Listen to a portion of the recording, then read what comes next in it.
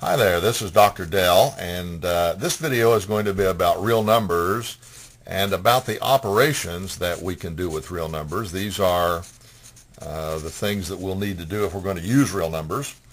Now, historically, there are many algorithms that people developed, and then, of course, you had to learn if you wanted to do operations with numbers. Even things like addition and multiplication, you needed to learn algorithms, and certainly for more complex operations.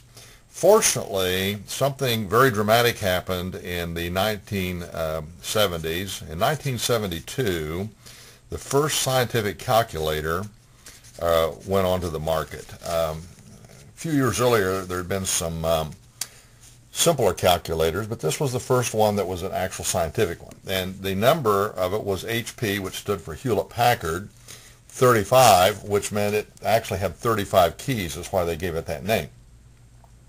Now, this radically transformed the way we do mathematics and the way we can teach mathematics, because we no longer have to learn all of the pencil and paper type of algorithms to do math operations. Older people, of course, know that. In fact, I think they still teach it in schools, even, and so you probably know a lot of the algorithms. But what we're going to do in this video, and really in all the videos that we do, is we're going to always do our operations with a calculator, because that's going to make life really simple. Now, what I want to do in this video is review with you the various operations that we'll be doing. First of all, I'll remind you that a real number is any number that can be thought of as represented on the real number line. And we use the position system that we talked about in the introductory video on real numbers to indicate the value of a number.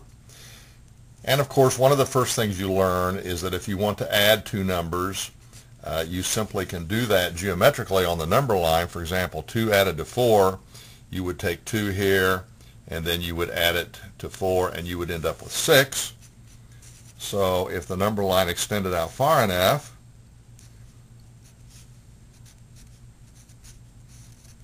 I'll just do there, then of course the addition could be performed by taking 2 and adding that to 4 and getting 6. Now, of course, we're not going to use the number line, we're going to use the calculator. So for example, we would take here, we'll clear the calculator, and we would take 1, and this is the plus sign right down here. It's above the equal sign.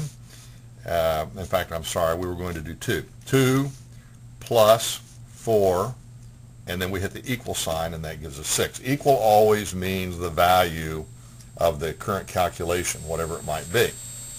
So, of course, we don't need a calculator to do that. We can do that very simply in our heads. But if we get a little bit more complicated example, such as 1.57 added to 2.45, then already we might appreciate having a calculator. So let's just do that. 1.57 added to 2.45, equal sign, and the answer is 4.02. Now, that wasn't too complicated, and you probably could have done that manually or even in your head without too much trouble.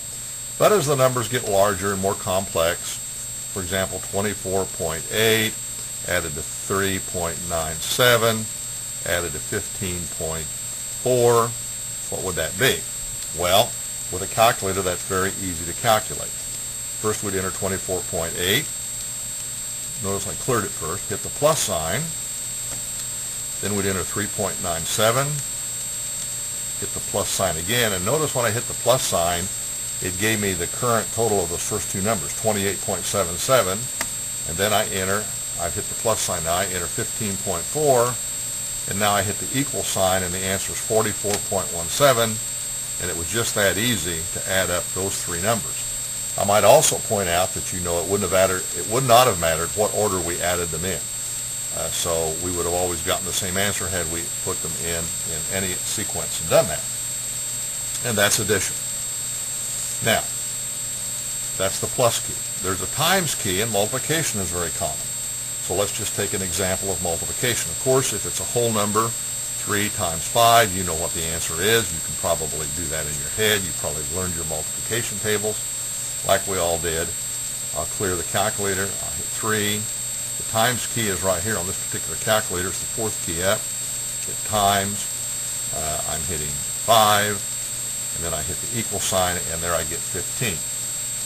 So the answer is 15. We knew that was the answer, of course, but now let's take a little more complicated problem. Suppose I ask you to take 13.2 and multiply that times 7.19. What would the answer be? Well, let's clear the calculator and see. 13.2 times 7.19 equals 94.91. I dare say that that is a little bit easier than doing it in your head or doing it by hand. Now notice I have got the calculator set to where it displays 2 decimal places. If I hit the yellow key, the second key, and the decimal point, which is the fixed key, I could have displayed more decimal places. But that's kind of a false accuracy when we talked about significant digits, and so I prefer to keep it at 2 digits most of the time when I'm doing these types of calculations. So that's the multiplication. Now, the other thing that we'll look at right next is division. If you take 15 and if you divide it by 3, you know the answer again. You're going to get 5. This is kind of the inverse of what we did above. But we can do it with our calculator too. Take 15. The divide key is the 5th key up. It's right there. Hit 3 and hit equal, and there's the answer 5, which of course we knew. Now once again, this was easy to do. We could do it in our head, or we could do it mechanically.